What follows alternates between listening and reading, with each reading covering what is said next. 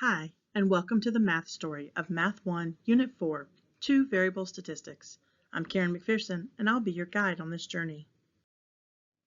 In 8th grade, students are introduced to scatterplots as a graphic representation of data that can make it easier to see overall trends and possible associations.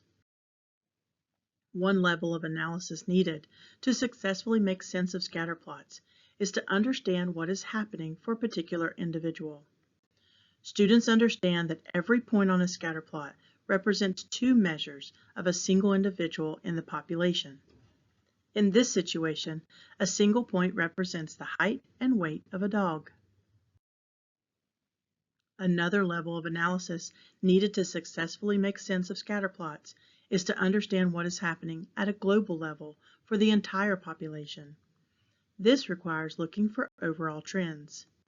In 8th grade, students begin to see a set of data points as a single thing that can be analyzed, not just a bunch of disconnected points.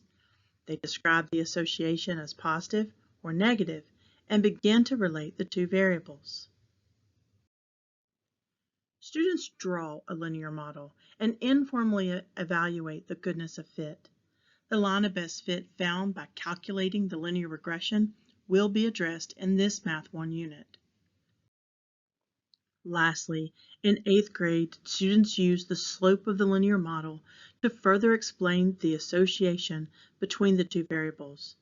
Interpretation of the y-intercept was included only if it made sense in the context. Let's look at the overview of this Math 1 unit. What do you notice? What do you wonder?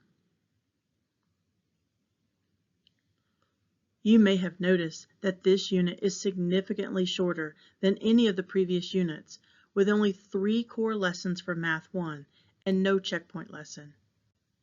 You may have wondered why there are 3 times as many core lessons for Math 1 Grade 8 and Math 1 with foundational supports.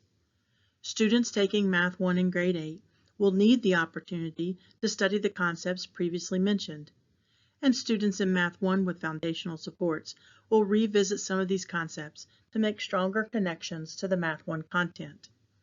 It may be possible to streamline some of the content depending on what the Check Your Readiness reveals about what students know and are able to do.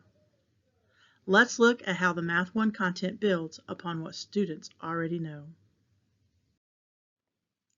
Depending on the course, this first section introduces or revisits scatterplots and describing the associations between the two variables. The new content is understanding how correlation coefficient is a measure of the strength and direction of a linear relationship. Linear models are introduced or revisited, and then students calculate the linear regression equation using technology. Let's look at a few of the activities included in this section. In this activity, Income and Food Access, students use statistics to analyze an issue facing many communities, that of access to healthy foods.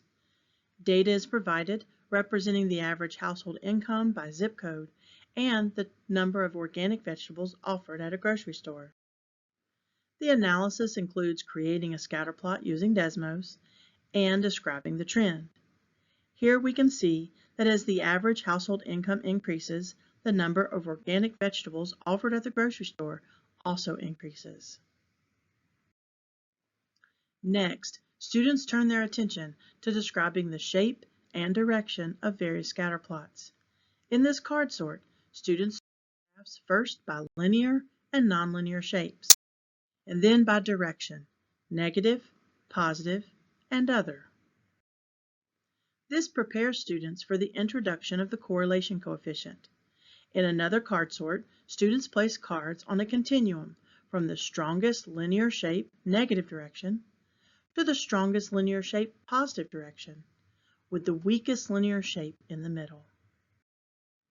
The diagram intentionally resembles a number line, which is used to introduce the correlation coefficient during the whole class discussion. Now that students have developed a sense of strength and direction, the correlation coefficient is presented as a measure of both. It's a number between -1 and 1 that describes the strength and direction of a linear relationship between two numerical variables.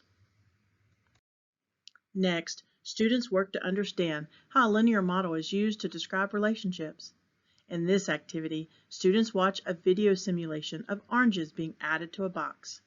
The Code Craft Questions routine is used to help students understand the context, which will support them later when interpreting the linear model. Also, students will return to this context later in the unit. Students watch the video again to collect data on the weight of the box as oranges are added. Next, they use Desmos to create the scatter plot and estimate the correlation coefficient.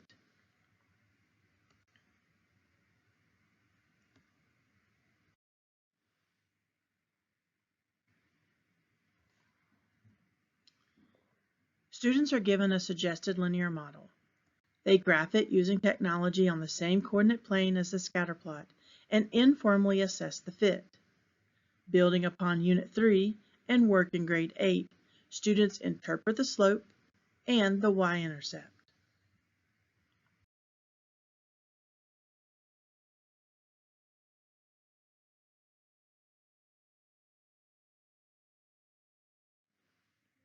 The concept of there being a line of best fit is essential understanding for this unit.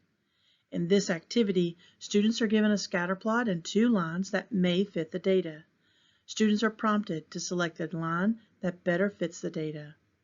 The given lines address the common errors in students' thinking around best fit lines, such as dividing the data in half, or skimming across the top of points, going through the most points, and connecting the points on both ends of a scatter plot.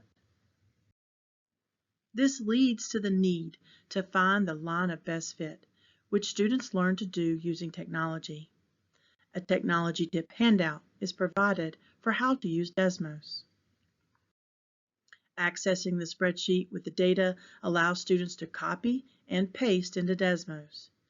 Next, they type the form of the equation y1 tilde mx1 plus b. This shows the linear model, provides the parameters for the linear regression equation, and gives the correlation coefficient. In Math 1, students need to understand that the regression equation is the equation for the line of best fit. They will interpret the slope and possibly the y-intercept in context to describe the relationship between the two variables.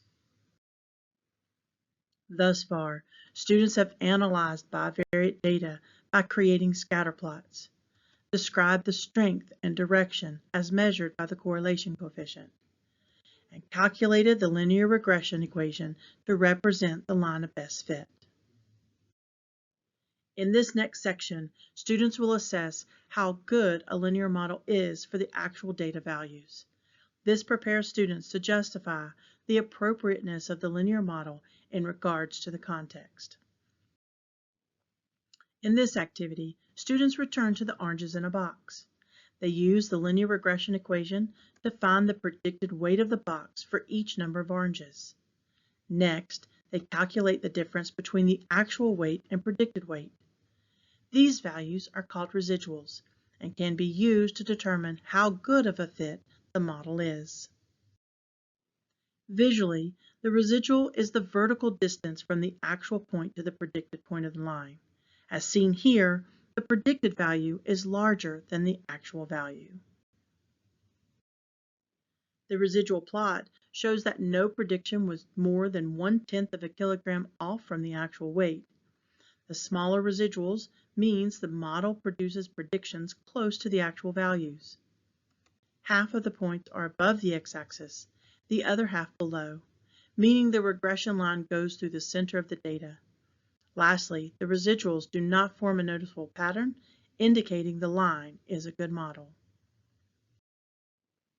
Lastly, even if the best fit line is a good predictor, it doesn't necessarily mean that a causal relationship is evident. After careful analysis, students must consider whether there appears to be a causal relationship. For instance, when it rains, people tend to wear rain jackets. This relationship appears to be causal. In the second example, height and vocabulary score appear to be associated. However, there's not a causal relationship. Most likely, the taller a person is, the older they are, and they've had more time in school and have learned more vocabulary. That brings us to the end of the Unit 4 Two-Variable Statistics. Let's take a quick look at the public records that will help students track their learning throughout the unit. There's a public record on the correlation coefficient, on what a linear model is, and also on residuals. This concludes the math story of Unit 4 Two-Variable Statistics. Thank you for all you do to support students.